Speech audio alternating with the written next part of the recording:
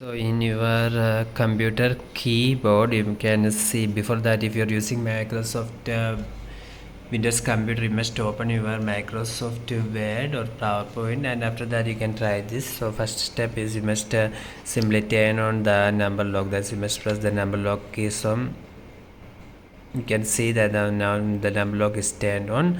The next step is that you must go to the left side of your keyboard, that you can see a alt key is located on the side of the space bar, this one. So you must press this alt key. You do not remove your finger from this alt key. It means that you must press and hold this alt key, and at the same time you must type here 8547. So after typing that only, you must release your finger from this alt key.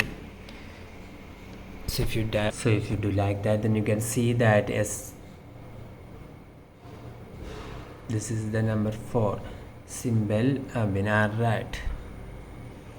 For more videos like this, you can subscribe Engineers Online. Thank you.